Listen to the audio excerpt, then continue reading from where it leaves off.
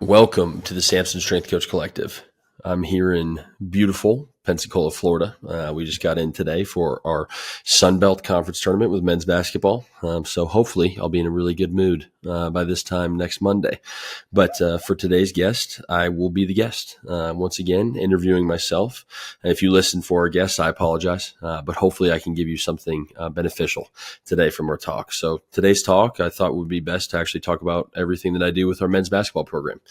So that'll include things like our programming, but then other things that I think really help us. So our nutrition, sports psych, what we do with sports psych, mobility, and then kind of a miscellaneous bucket of separate things to do. Now, the reason I wanted to have this talk is I would just hope it can kind of help you get your ideas flowing. It's on my mind recently because I'm evaluating my off-season program from last year and what I want to do this upcoming year. And, I think a majority of coaches are kind of hitting that transition phase, whether they are winter sports ending now or fall sports getting ready for their summer training in just a couple months. So I hope you can get something out of this. I appreciate you giving me your time. And as always, thank you for listening, and I hope you enjoy.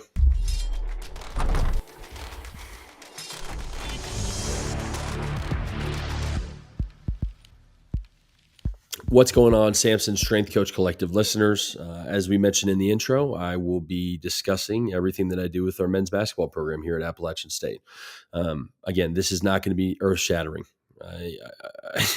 I'm not being a very good salesman right now with my pitch of explaining why you should listen to it, but I do think it can give you a couple ideas, and I think it can kind of hopefully inspire you a little bit. It's been on my mind recently as I reflect upon our summer training and exactly what we want to get out of it. And I think about what we want to do to kind of level it up for next year, right? And so I've spent a lot of time reflecting on it, and I thought, it'd only be fair to kind of share exactly what we do with the team.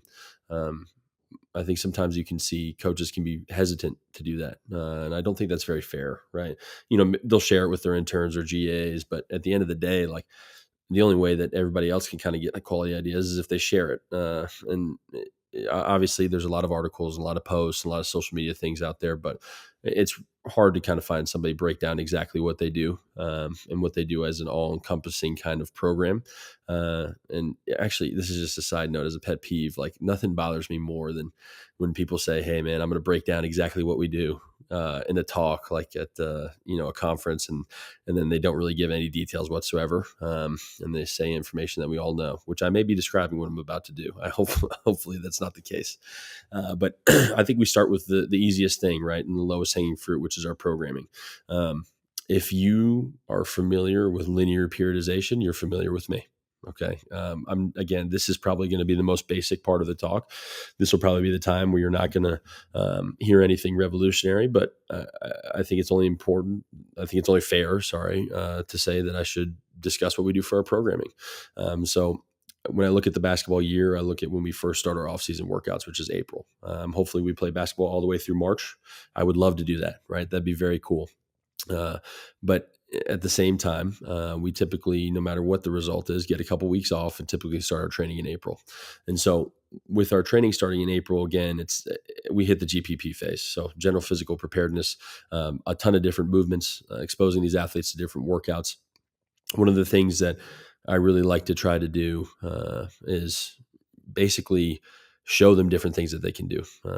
Take them swimming, go for hikes, right? Basically a completely different demand than what they're used to from basketball. And then within our weight room space, it's really just going to be a ton of time spent on a lot of volume, hitting as many movements as possible very quickly. And so there's an article in T Nation that I give to my interns every single year. It's literally GPP programming. And I think it's incredibly valuable because it talks about exactly what you want to see out of your movements, and open chain versus closed chain. It gives you a full checklist of what to do. I highly recommend checking it out. But it's very simple what we do. We hit as many movements as possible.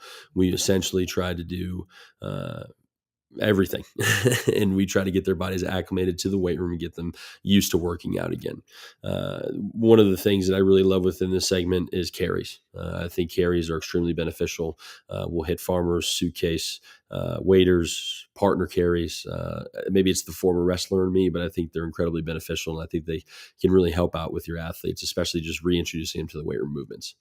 Now we go into May, and May is one of those times where I emphasize with our athletes, really don't worry that much about May. And why do I say that is because our athletes are home for May. And so when they go home, uh, let's be real. Let's have a real talk moment here. How many of our athletes are actually doing our packets that we send home with them?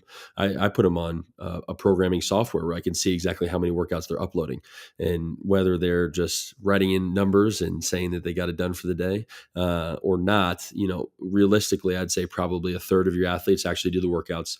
A third of them are, moderately consistent with workouts. They get a couple workouts in per week, but not the full packet. And then a third of them just don't do it at all. It reminds me of the Rob Gronkowski, actually, when they were doing COVID workouts, and he just wore like 6 different shirts of him. He filmed himself doing workouts and wore a bunch of different shirts and sent them into the strength staff and was like, yeah, look, I did it on completely different days. The clouds were in the same position and everything, right? Everything looked the exact same except for the color shirts that he wore. So maybe not the smartest idea, but again, I think it is important to emphasize that I don't really worry about May a ton. And it gives them a break from me too. I can be demanding as a coach and I can ask a lot. So when they have an opportunity to kind of get a break from me, I think that's always good. And for me, a break from them too. But then we look into June when our athletes return, and then we obviously hit our hypertrophy 1. And so again, this is very, very basic linear training, hypertrophy 1 and the hypertrophy 2 for our July phase. Within these hypertrophy phases, the basic thing that I really focus on in June is hypertrophy 1, July is hypertrophy 2.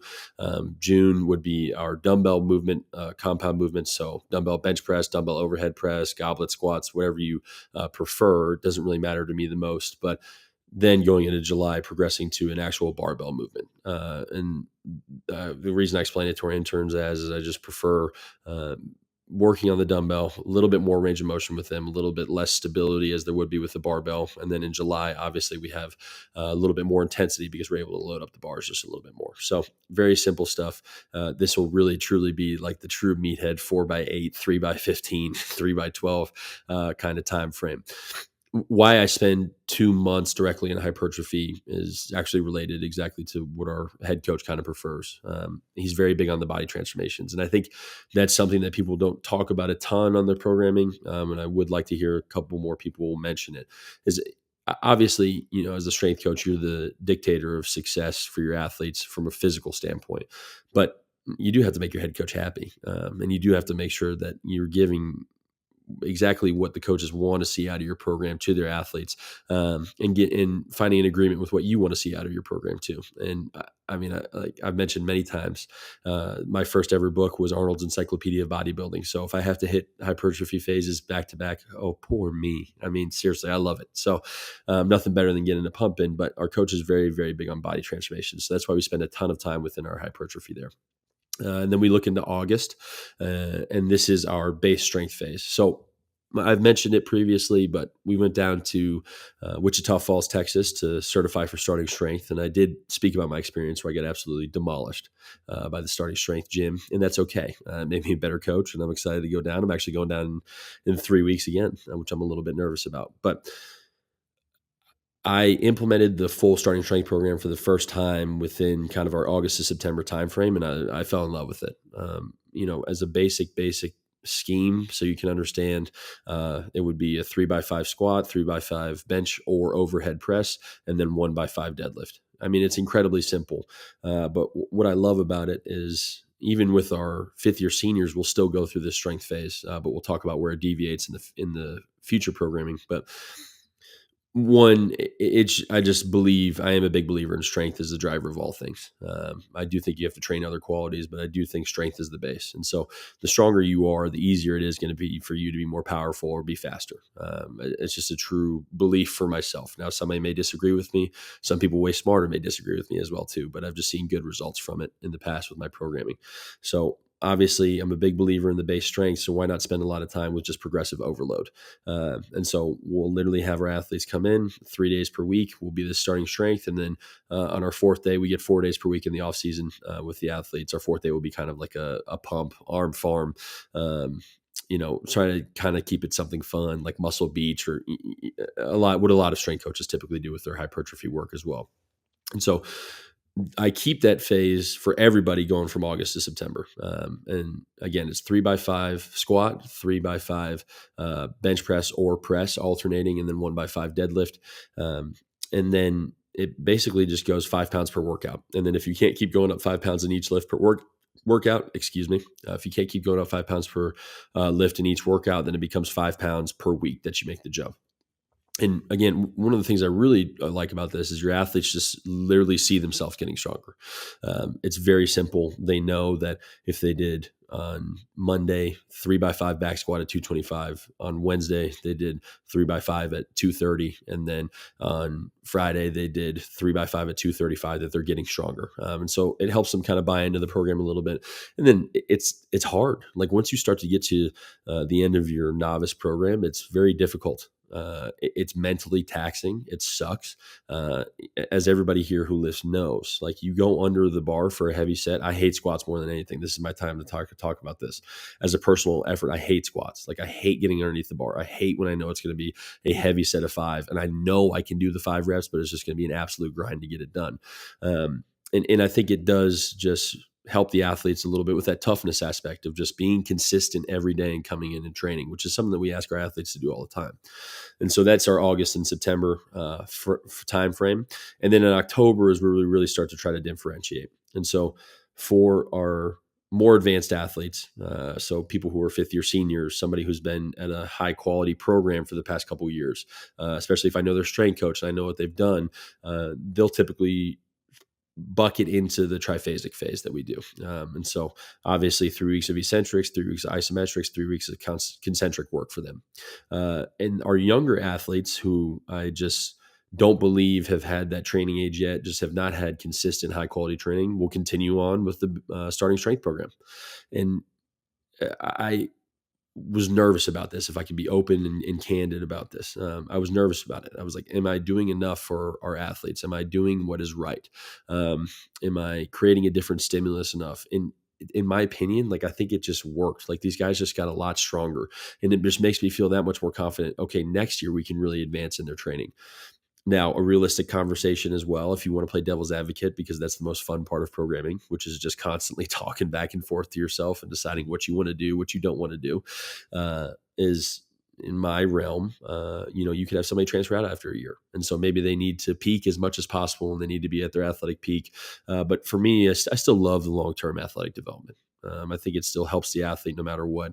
I've never really regretted spending more time in strength for a younger athlete than trying to progress them quickly and pushing them into something like triphasic when I just felt like it wasn't necessary for what their specific needs were at the time.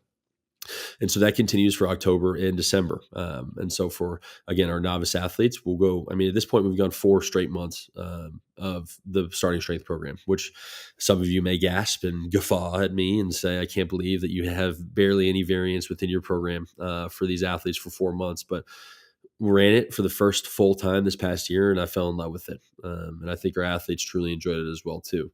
Now, side note, this has actually come up, and this is one of the biggest questions I get about the starting strength aspect is, are you okay with the low bar squatting? I'll be honest. Previously, I was a front squat guy. I was a big believer in front squat. I still use front squats. It's not like you can't ever use that tool again. But one of the biggest complaints I would get is knee pain and lower back pain. And obviously, we would do the things to help the athlete warm up better, right? Or work on their mechanics or make sure their technique is good. But it was consistent across my years of using front squat, those two kind of complaints. And we switched to low bar back squat for these athletes who are typically super long femurs. They already kind of squat in a more hip hinge way. And I had almost zero complaints about knee pain or back pain. And these are from the same guys who did this program with the front squats that we did previously. And so for me, it was kind of a good indicator that I think the low bar back squat fits a little bit better for what I like to do than a front squat. Again, we've had great coaches on in the past who I know do something completely different. But one of the biggest things that I like seeing and what I think is important about strength and conditioning is coaching what you like too. Like I've felt a reinvigoration for my coaching this year. I felt like I was more excited to come in and really focus on the details of our lifting. And if you heard my episodes about me reflecting upon the past couple of years, like technique was a really big one for me, making sure that technique was elite, not just good. And so I think that forced me to do it. And I appreciate that about the starting strength program. Now we get into January, and then this is where we start lifting 2 days per week, and this is our strength power split. So we'll hit a heavy day on Mondays. Our Sunbelt play is Thursday, Saturday typically, and so we'll hit a heavy day on Mondays, and then more of a power day on Tuesdays. And then any athletes who want to come in and lift extra, we obviously can do a couple extra things within that time frame. But for me, I love hitting the heavy days on Mondays and then the power split on Tuesdays. Our guys consistently know what they're going to get. They're not going to see a drop off in strength because we're still hitting that strength work, maybe only one time per week, but I think it's beneficial for them. And they know I'm coming in on Mondays. Okay, we're going to squat heavy. We're going to bench or press heavy, and we're going to deadlift a little bit. And again, I mean, look, I hate saying stuff like this, right? Knock on wood, and you can literally hear me do it here. But the previous 2 years within basketball, we have had 0 practices missed due to non-contact injuries and 0 games missed. And so for me, that's a really exciting stat. Now, let's talk about the other piece of it, right? We can say we can prevent injuries as much as possible, but we all know that the biggest volume that an athlete faces is the practice volume. And our head coach does an amazing job of keeping their bodies fresh in season. So that's obviously the biggest piece to me. But I do think another really big piece is that we spend a lot of time in the strength bucket. And I think it really helps our athletes. I think it really helps them feel better throughout the season. We have, our team this year, if you want to hear the stat, is actually 300th in bench minutes. So there's fatigue that we're dealing with. But when I check on these guys and see how their bodies are doing at times where you typically think they'd be super banged up, they say they feel good. Now, are they lying to me because they want a CA, as they know me, to feel good? Possibly. But I do check in a lot, and I really just try to have open conversations with them, and I've seen good results from it. And then our power days is very simple things. It might be like a clean pull, squat jumps, very simple power stuff, speed presses. It almost kind of fits into the conjugate bucket a little bit, but I wouldn't really call it that because I think conjugate trains a lot harder than we do. And then February is the exact same split. The only difference that we'll see in February is for our high minute guys. We will limit the range of motion within February. So we'll do things like pin squats, clean pulls from blocks. The only thing that we don't really limit range of motion a ton on is our press. Our bench press, we'll do a foam roller bench press, like simple things so that we can keep our load heavy. And then we're also we're trying to help them not be as sore as possible. And then another good thing that we've added in this year that I think was helpful from our dear friend, John Bloom. Once again, I can't go one single episode without mentioning John Bloom, was overcoming isometrics as well too, just for a little bit of an analgesic effect. And I think that's been beneficial too. And then once we hit March, it's taper and peak. I mean, I think people can kind of get a little too crazy with the tapering aspect and trying to peak at the right times and everything, right? Like, let's be 100% realistic here. Within the Sun Belt, it's a one bid league. I think last year was kind of our 1 year that we could really argue that, this is the year that we can step out. And because for context, App State, the team I work for, was 27-5, I think. And then James Madison, who won the tournament, I think almost hit 30 wins, if I'm correct. If there was a year for the Sun Belt to have 2 teams get picked for the NCAA tournament, it was last year, and it didn't happen. And so we know for a fact that we have to peak 100% for our conference tournament, or else our season's going to be done, and we don't get to go to the NCAA tournament, which is the ultimate goal for our team every year. So we're peaking for this week, no matter what. And it just has to be at our physical preparedness, our best physical preparedness, not general physical preparedness, but best physical preparedness. And so with that taper and peak, it's obviously just a progressive deload of intensity and volume and increasing the speed of the reps as well too. I mean, really nothing complicated there. I promise you that. That's as simple as it gets. And yeah, that's essentially our programming. Again, at the end of this talk, I'll offer this up again. But if anybody wants to reach out to me and ask anything that we do, if you're a younger coach and want to really sit down and look at the program and what I do, I have no problem opening it up to you and helping you see exactly what we do. Because again, I believe in transparency. I believe in being open about our methods because I think it can only help the field. And trust me, there's better programming out there too. So it's not like I'm giving away this secret sauce that I figured out. Okay. And then one of the big things that we hit is also our mobility. So uh, I almost don't want to speak about this quite yet. The one thing I will mention is that I'm available pretty much at any time for our athletes. So some pre-practice mobility, some prehab, if you will, just some things to help them feel more comfortable for practice, and then afterwards as well too. Uh, and then we'll kind of touch on a little bit more of the mobility aspect a little bit after that. So the biggest thing that I emphasize outside of the actual programming aspect is going to be our nutrition. So obviously the corny joke that I give to our recruits all the time is I love nutrition so much that I got married to it. It's ridiculous, right? But my fiance is the director of nutrition here at Appalachian State, and so it's really opened my eyes to how important it is and how much of a difference it can make. And one of the big things that I mentioned in our programming aspect is that body transformations are actually what are the most important for our head coach to see in the off season. And I've got news for you: you can have the best program in the world, but if your nutrition is not where it needs to be, you are absolutely not going to see the transformation gains that you need to see as well. And so to talk through a whole nutrition program, I want to talk about what we do in the off season, in season, and then I want to actually talk through my monthly budget and what I've asked for from our coach as well. And so in the off season, it is mandatory for any new player. Actually, it's mandatory for every player. Once we come back in June, is to meet with our dietitian one-on-one.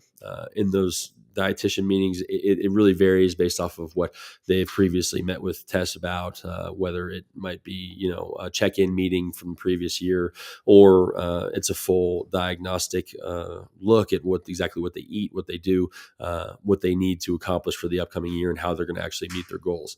One of the biggest things that we see in this meeting 100% is our weight gain guys are not eating enough meals, and our weight loss guys are snacking too much.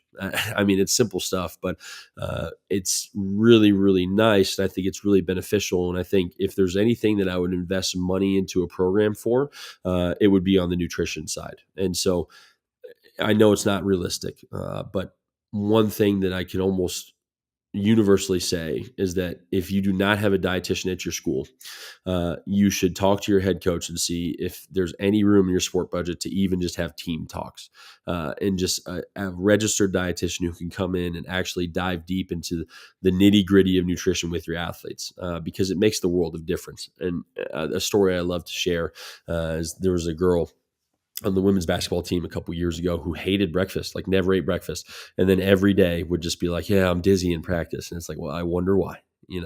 And it was interesting for me. And this kind of showed me the power of having other sports professionals within your team as well, because no matter how many times I told her to eat breakfast, how many different ways I tried to say it, she just would not listen to me. She had one meeting with Tess. All of a sudden the next day, she's eating, I mean, the biggest breakfast I've ever seen in my entire life. And then reports back within a week to Test that she feels way better at practice and her dizziness is solved and she has way more energy.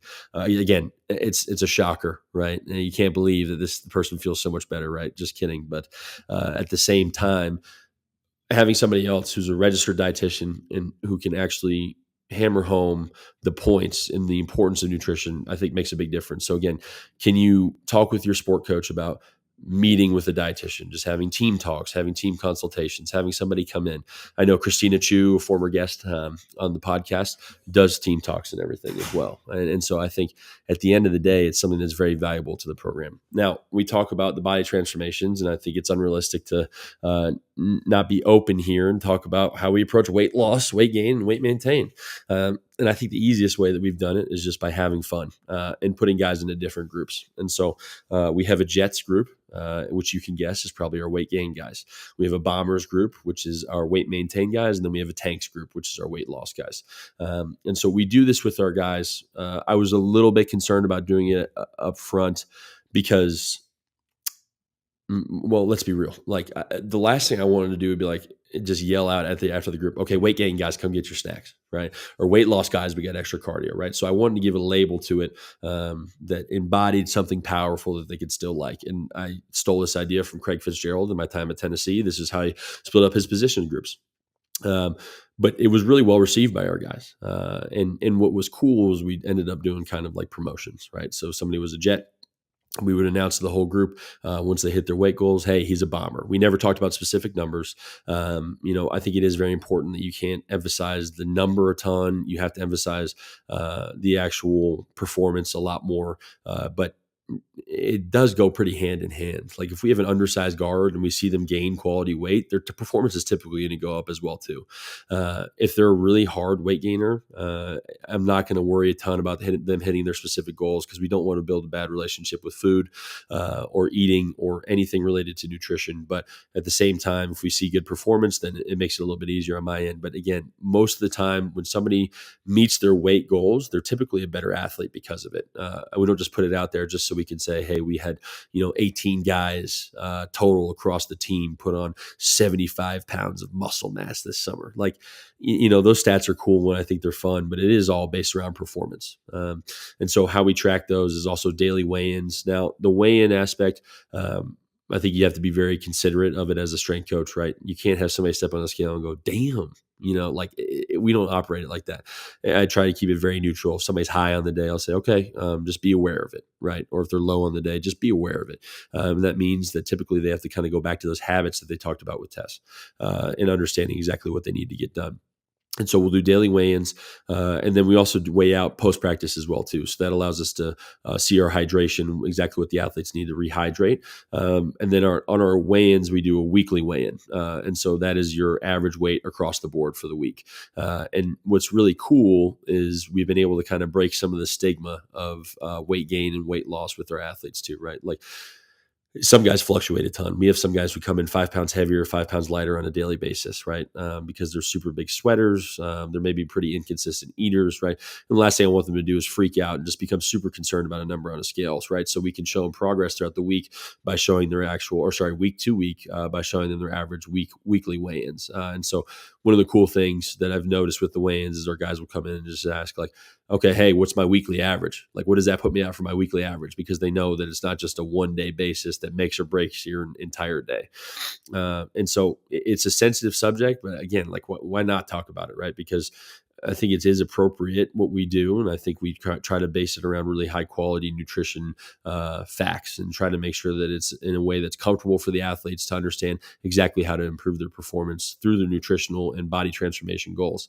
And so they have that initial meeting with Tess, and then they have a mandatory follow-up meeting a month later. And then after that, it's really up to them how much they want to meet with Tess. I may encourage some guys to go meet with Tess a little bit more, especially if I see their eating habits on the road.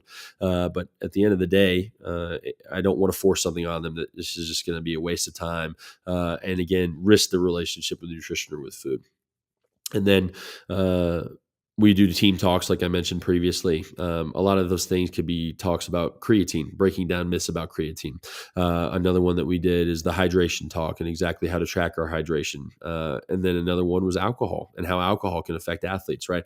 I think it's a lot of times we can kind of assume as strength coaches, it's like, yeah, these guys are just getting, messed up on the weekends and they're drinking as much as possible. So, like, it's part of college. And it's like, well, sometimes they just don't know how much that actually affects them. I was just talking to my fiance last night is if you drink, as a male, if you drink 5 straight days in a row, your testosterone plummets. I mean, and that's across the board, right? But if you go 5 straight days, like it greatly affects your testosterone and your hormone balance. And so why not give this information to the athletes too? And just hopefully they make a little bit better decisions. I'm not saying that you're going to get guys who now sleep in, drink their sleepy time tea at 9 p.m. like I do and go to bed on a Saturday night. But at the same time, maybe we can just give them a little bit more education, a little bit more information. And then we hit our in season. So the biggest emphasis that we have in season is hydration. I think it's very easy. And one of the things I've noticed too with the winter sport is that as soon as it becomes cold, the guys start hydrating way less. And so one of the things we actually do is a hydration test with them. And so it's a urine specific gravity test. We do it for our high minute players, but it shows them exactly how much they need to hydrate. We have players who play a ton of minutes and think that they hydrate well. And then on the USG, they read 0.27, which is like severely dehydrated, right? And if that's the case, then it helps them get better and it helps them understand their hydration habits better. And you can always see it season through season is that every time they start testing again and again, their hydration numbers get better because they're learning through this process too. Extra meals are a big piece of what we do as well. And so I get $250 per month from our sport coach for a budget for extra snacks. And so our jets, our weight gain guys will typically stay back with me and have an extra snack. I try to make it as choiceful as possible, right? And it's almost like, look, I'd love to try to be as clean as possible with our nutrition, but like if I'm going to force a guy to eat chicken jerky all the time, he's going to be pretty miserable. So we'll throw in a pack of Gushers every once in a while. All right, like, I mean, it's okay. It's okay. These guys are going to be all right if they have a pack of Gushers, because I got news for you. They're doing it outside of this as well. And so our $250 per month goes to budget for extra snacks, road snacks, bring things that we bring on the road, trying to bring high quality foods for them as well too. And for our supplements. And so our supplementation is what we provide for them is turmeric / curcumin and omegas to help with their inflammation. This is in season. Off season, I try to spend as much money on as possible on extra food. In season, I believe these supplements can come really in handy. Now, is that the best scheme? Probably not. They could probably continue going on, but if we have $250 per month, I think we try to do the best that we can with our little bit of money that we have, which I don't mean to say little, because that's actually a pretty significant amount. And some people have zero monthly nutrition budget. So I completely understand and I sympathize with that. And what they encourage the athletes to take a ton is creatine. Obviously, we can't provide that as strength and conditioning coaches due to NCAA guidelines, but we encourage athletes to have as much creatine as possible. I mean, that's actually the worst way to say that, right? Consistently take creatine, so 5 grams per day. We don't undergo a loading phase with our creatine. And then our post-game hydration and supplementation is a big deal for us as well, too. So immediately having a liquid IV for them. Typically, that's when we supplement their creatine at the end of the day.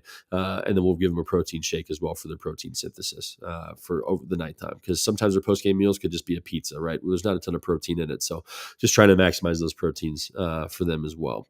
One other thing that I did not mention earlier that we do every year is also a DEXA scan for our athletes as well. I use this as a red flag tester for new athletes when they first come in, just to find out, let's say, hey, they have a crazy asymmetry between right arm and left arm, which for me can be a precursor to injury. Or they have very low bone mineral density, right? So just an initial red flag testing. When I talk to recruits, I almost compare it to the sickle cell trait testing that they do for every NCAA athlete as well too. And then obviously a body composition aspect as well. Now, it's interesting because there's going to be a little bit of pushback on the body composition testing. They're not going to love hearing that they're actually 16% body fat or 15 or 14 or whatever it may be when they thought they were at 4%. And I usually explain to them that bodybuilders who are stage ready are at 4%. And they can typically feel the bones in their feet touch the floor when they walk around without shoes on. And so it's a very different percentage that you believe that you're seeing. But obviously the goal is to decrease our body fat percentage. I think again, that is in comparison to athletic performance. There's been studies done on it with counter movement jumps that show that lower body fat percentage does indicate a higher level of performance, and just trying to take care of their bodies as much as possible too. And so those DEXA testing, we'll do it when they initially get on campus, and then we'll do a follow-up testing right before we start season, and then another testing in the spring as well. Now, DEXA scans are obviously not available for everybody. I think I love the DEXA scan because you don't use it just for the body fat percentage testing. It's not just body composition and just being as concerned as possible about it. But you can use it again as a red flag tester for a lot of things that can be precursors to injuries. And then also show them like, hey man, you had 10% asymmetry between your right arm and left arm. And then after our training, you're at 2%. I think those numbers are cool. And I think our athletes can kind of buy into those a little bit too. And so that's our nutrition. Again, I'm open to talking about anything that we have, that we do. Please reach out to me. I would love to dive deeper into it with anybody who needs it. And one last thing that I want to throw in with our nutrition. One of the biggest things that we do for our DEXA scan testing is also make sure that they sign a waiver. If they're not comfortable with me seeing their information, then obviously I can't see their information, right? So they will sign a waiver. They will basically sign off rights, and they have to check off one by one sport coaches, strength coaches, athletic trainers, medical professionals, right? And so if they want to provide that information to me, then we see it. If they don't, then I mean, it's tough break for me, right? Like it doesn't matter because at the end of the day, the athletes have to feel comfortable about what we're doing. They have to feel like we have their best interests at heart, and we're not going to use their body fat percentage against them. Like that stuff sucks, and it makes you not believe and buy into the process. And then we talk about sports psych. So obviously my master's degree is in sports psych. And so this is almost exactly like nutrition, right? So like I have somewhat of a background in it. I can have some information from it that I can dispel to the athletes, but I'm not the expert in it. I'm not a registered dietitian and I'm not a certified mental performance consultant. So we really try to refer out to our sports psychologist on campus a ton. And then mainly the thing that I do is breathing techniques. And so we'll do our deep breathing. I think box breathing is really beneficial. So inhale for 4, hold for 4, exhale for 4, hold for 4. The number one way I get guys to buy into deep breathing is, hey, this is something that the Navy SEALs do, right? Before they go on their missions. And they're like, oh, hell yeah, that's pretty bad. And so it just gets them a little bit excited about it. But it's funny because when you first start deep breathing, you'll kind of hear moans and groans a little bit. And then when you progress in with the deep breathing as a recovery technique for your athletes, all of a sudden you hear, okay, well, heck yeah, like I'm excited about the actual deep breathing today. One of our players joked the other day, it's his best part of his day, right? But the reason I focus on breathing so much and the reason I think it's really beneficial is, one, it's easy to teach. And then two, like seriously, how much time do athletes get on a daily basis for themselves? They're constantly being told what to do. They're constantly being told where to be. They're constantly being told how to act. Can you just give them 5 minutes to themselves to just focus on themselves and just like honestly give themselves a break from anything? And so one of the big things we focus on is the mindset when you're breathing, making sure you're not focusing on anything outside of your breathing. You're not thinking about your girlfriend or boyfriend. You're not thinking about a test you have coming up, or man, I had a bad practice today, and just really trying to give these athletes a break from what they're focusing on, and just give them time for themselves, which is proven invaluable in my experience. And then the rest of the sports psych stuff, again, refer out, but then I also leave it up to the athlete as well too. If they want to come in and they want to talk about visualization exercises, I'm comfortable with leading them through a couple exercises. Obviously there's no, actual consulting for me, but it's things that we learned in my master's program that I think can be beneficial too.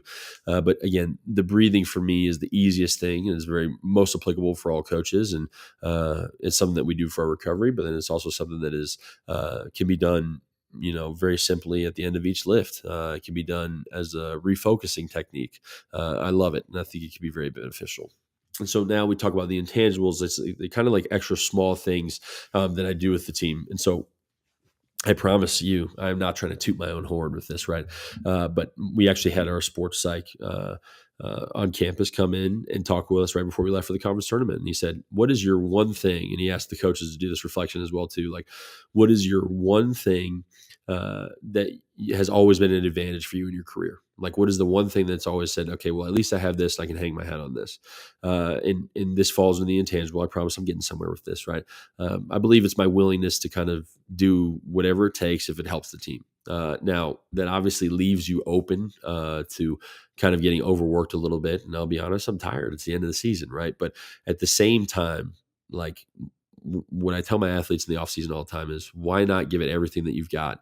So that way, even if the end result isn't what you wanted, you know that you gave it everything you had, and there's nothing left on the table. And so for me, I think that's my strength. I think it's something that has allowed me to progress in my career. And I think it's something that has allowed me to have a lot of enjoyment in my career too, and kind of take ownership of things that happen. And, it's easy to kind of just say, well, we won because we had really talented players, or we had great coaches too, but you're part of the solution as well. They wouldn't pay you if you weren't somebody who was helping out the program, right? And so why not be willing to do anything to help the program? As a brief example, a really small example is this week we had the conference tournament, and the Sun Belt conference tournament is insane, by the way. It's 4 straight games in 4 days if you're the 6th seed like we are. And so I'm thinking about 4 games in 4 days. Obviously, we're planning on winning the championship, and I'm like, I just would love to bring every recovery tool with me possible, because it would make me feel better and make me feel like I really did everything I needed to do. Am I going to be able to bring that on the plane? Absolutely not. Let me bring in my 110-pound body temper roller and hope you guys enjoy it. Thanks for lugging that onto the cargo of the plane, right? Heck no. And so I knew that wasn't going to be an option. So I drove the distance to Pensacola. And it's like, again, I promise you, I'm not trying to make myself sound like this amazing grinder and like, oh, look at me. But I do think that those things make a difference. And the reason I think they make a difference is because of the 1%. And this is a talk that Dan Worth at Tennessee gave me one day. And he just talked about how in rowing, he noticed that within the past 3 Big 12 championships, because they were Big 12 conference at the time, were won by 1 second or less. And if that's the case, like that's a 1% difference. And so what is something that you can provide that can be a 1% difference for the team? What is something that you can do on a daily basis that can be 1% different, right? And can your training be just 1% better? And can that mean the difference in winning or losing games? Like all our losses this year have come in very, very close fashion. It typically comes down to one possession. Now, if you check the schedule, you're going to see a couple games where we lost by 6 or 8, right? But we started fouling, okay, and that makes a big difference. So when it comes down to one possession, like why not try to do everything that you can to help the team? And I think it makes a difference. And I think it, again, allows you to have a little bit more ownership of what you do with your program. And I think it just allows you to enjoy it a little bit more. Like, I think it just allows you to get ingrained in the process a little bit more too. It is a double-edged sword. You have to make sure that you're taking care of yourself, making sure that you're not overworked. But at the same time, I like it because I feel like it helps me feel good about what I do at the end of the day, and it relieves some anxiety about it. Like, did I do everything I could? Like, I really think I did. And so if that's the case, then the chips fall where they may. Another thing is going to film and practices. This is not a luxury for every strength coach. So please don't, if you've been listening to me and you're like, Connor, my situation is completely different. I understand. But if you have the opportunity to do it, I really think you should. And there's two reasons for it. The first is just spending more time around the team. And this goes for traveling as well, too. Just spending more time around the team and getting to build better relationships. My first year at App State, I remember I showed up for an 8:30 p.m. walkthrough that they had, right? And the coach was like, "Hey, man, you don't have to be here." And I was like, "No, I want to be here," right? And then one of the players, it was kind of the class clown, if you will. And I walked into the film room, and he was like, "CA, I love your dedication," right? And like everybody laughed and everything, but and behind every joke is a little bit of truth as well, too, right? And so I think it just allows your athletes to see that you're a little bit more committed. It's not fair to say. Let me preface that it helps build your relationship with your athletes, right? If you're not going to practice, it doesn't mean you're not committed. You probably get a ton of other teams and a ton of other things going on. So I apologize for phrasing it that way. But I do think it helps your athletes build a relationship with you. The more they see you, the easier it is to have a relationship as well, too. And then the second piece is it really informs my programming a lot of the time, too. I know exactly what our practices now after being here at App State for 3 years will look like in October versus January versus February versus June. I know what those things look like so that I can really know when to hammer it home in the weight room and when to do things that I really want to do and when there's maybe a time to let off. And then as we all know, every practice doesn't go exactly as it is on the practice plan. Sometimes you end early and maybe you can just get a little bit more out of that session that day. And sometimes, which is probably a little bit more the majority of times, it goes a little bit longer, maybe a couple extra sprints were ran.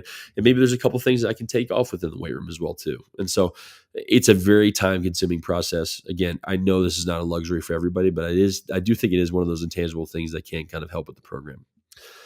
And that's my spiel. That's everything I've got. Again, it's a quick hitters of what we do. Obviously, there's a lot more that goes into it as well too. But I just think it makes a sense to kind of share everything with you as a listener. You've been listening to me as the host for over like a year and a half now, I think, which is awesome, and I appreciate you still listening. If you stuck with me all the way, but again, it's something that is only fair to talk about and only fair to detail exactly what I do. And if you have tips and tricks for me, I would love to hear it too, right? One of the big things is I keep going in my career is just trying to get better at all times. So if there's something that you want to share with me, I'd love to hear it as well too. And if there's something that I can share with you, I'd love to give that information to you. So I appreciate you listening. I appreciate you taking the time out of your day to listen to me ramble on a little bit. It's always fun for me, and I appreciate you being a listener consistently. So thank you.